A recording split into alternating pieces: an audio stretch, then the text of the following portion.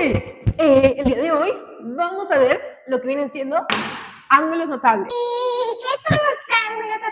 Los ángulos notables son 5 ángulos muy importantes en lo que viene siendo la trigonometría. Y acordémonos que trigonometría la vamos a ocupar toda la carrera. No sé qué carrera estés estudiando. Hago esto desde la carrera de ingeniería en mecatrónica. Vamos a ocupar demasiado lo que vienen siendo los ángulos, y en especial los ángulos notables. ¿Por qué? Porque nos van a pedir demasiados cálculos para entrenar esta parte del razonamiento matemático, deductivo, analítico y resolutivo. Y entonces, nuevamente, ¿qué son los ángulos notables? Los ángulos notables son 5 ángulos que tú puedes obtener a través de análisis geométrico, utilizando un poquito de álgebra, un poquito de aritmética, unos cuantos teoremas por ahí, unas cuantas definiciones por allá, pero créeme que conforme vayamos avanzando te vas a dar cuenta de que no es nada difícil y vas a poder calcularlos por tu cuenta en tu examen. Espero que este video te sea de gran ayuda y pues bueno, comencemos. Los ángulos notables son los ángulos de 0, 30, 45, 60 y 90. Y alto, antes permíteme decirte qué herramientas vamos a utilizar. Las herramientas van a ser 3, va a ser un cuadrado, un triángulo y un círculo. Y una característica muy especial de estas figuras es que van a ser unitarias. ¿Eso qué quiere decir? Que sus lados, en el caso del cuadrado y del triángulo, miden 1 y en el caso del círculo el radio es de 1.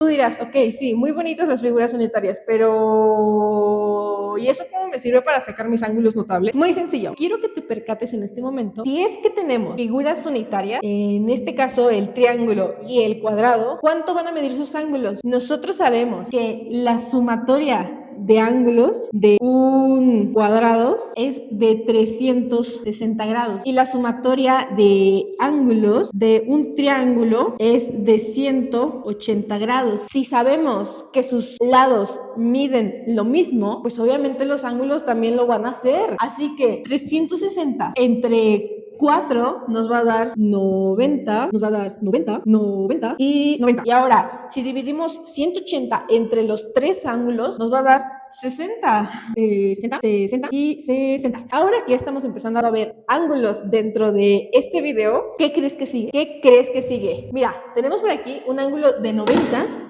y un ángulo de 60. ¿Qué relación tiene con los 5 ángulos que te mencioné? El de 0, 30, 45, 60 y 90. ¿Tenemos relación con el ángulo de 60? Sí, porque ya lo empezamos a ver. ¿Sabes con qué otra cosa tenemos relación? Con el ángulo de 45 y el ángulo de 30. ¿Por qué? Porque si te das cuenta, al partir estos por la mitad, nos da 45 y nos da 30. Así que vamos. Y entonces, si reescribimos estas figuras, ¿dónde está mi borrador? Aquí. Si reescribimos estas figuras, ¿quién nos va a dar? Nos va a dar aquí un ángulo de 45 y aquí nos va a dar otro ángulo de 45 grados. Y ahora, si quiero dividir este triángulo en dos, me va a quedar un ángulo de 60, pero aquí ¿qué nos va a quedar? Nos va a quedar un ángulo de 30. Y es increíble cómo estamos comenzando a jugar con los ángulos. Anteriormente, este lado medía 1 y este lado medía 1. Lo mismo acá. Este lado medía 1 y este lado completo medía 1. Los partí a la mitad, ya no valen 1. ¿Cuánto valen? Vamos a llamarle a un amigo muy especial. Él lo conozco desde la secundaria. De hecho, creo que tú también lo conoces. Seguramente lo conociste hace unos 6 años o 3 años en la secundaria. No sé si te tocó en pandemia o te tocó conocerlo frente a frente, pero se llama Pitágoras y es el teorema de Pitágoras.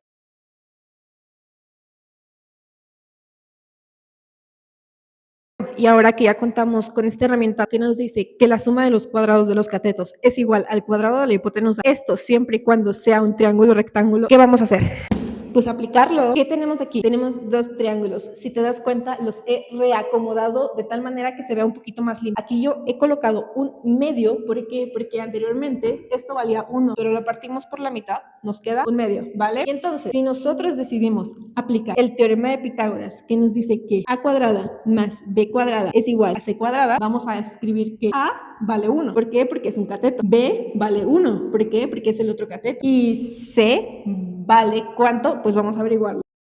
Y c es igual a la raíz de 2, ¿de acuerdo? Y ahora vamos a aplicar el teorema de Pitágoras a nuestro segundo triángulo. Tenemos que a cuadrada más b cuadrada es igual a c cuadrada, ¿sí o no? Y a vale un medio, b no lo sabemos, c vale 1.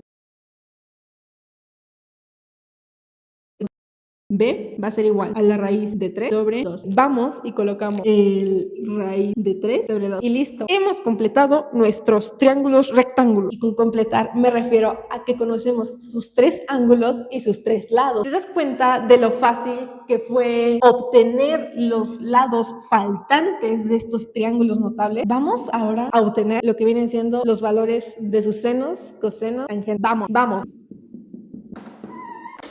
Y fíjate que yo estoy seguro de que tú ya te sabes esto. Tú ya te sabes que el seno es el cateto opuesto sobre la hipotenusa, el coseno es el cateto adyacente sobre la hipotenusa y la tangente es el cateto opuesto sobre el cateto adyacente. Y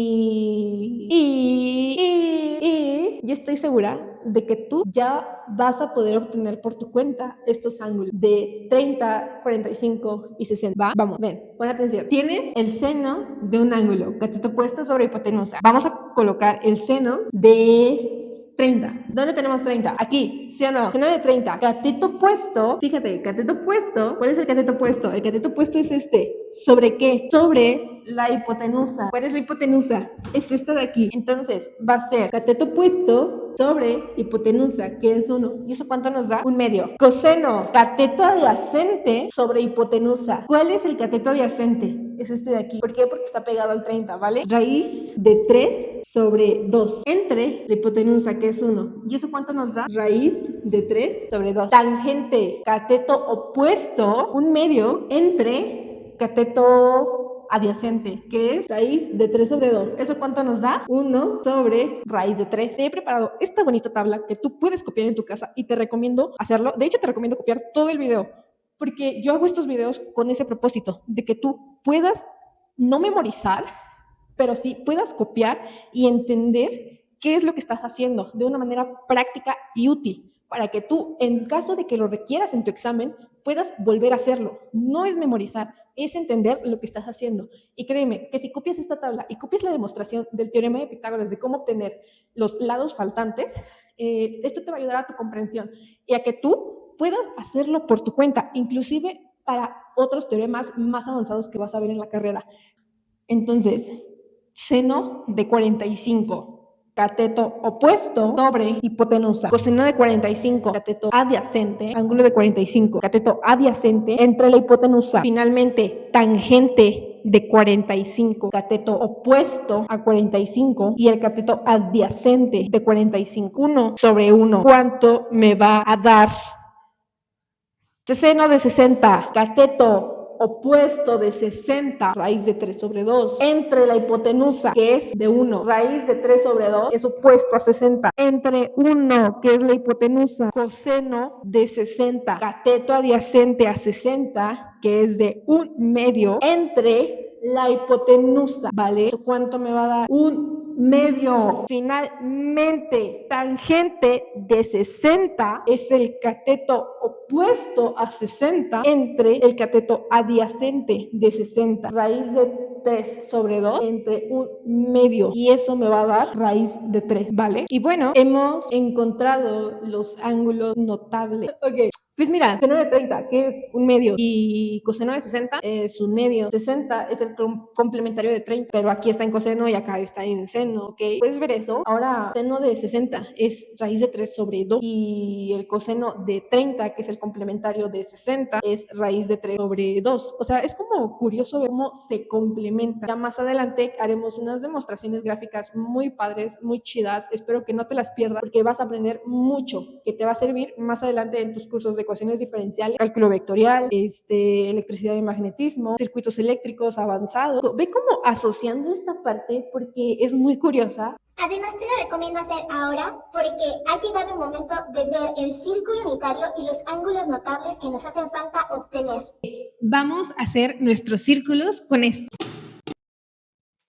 Si yo agarro este plumón y coloco un extremo en el centro, la longitud del plumón es lo mismo que el radio. Y entonces, si nosotros tomamos como unidad de medida a lo que viene siendo el plumón, yo puedo decir que este es un triángulo unitario. ¿Por qué? Porque mide un plumón de radio. Esta es mi unidad de medida, ¿vale? Velo.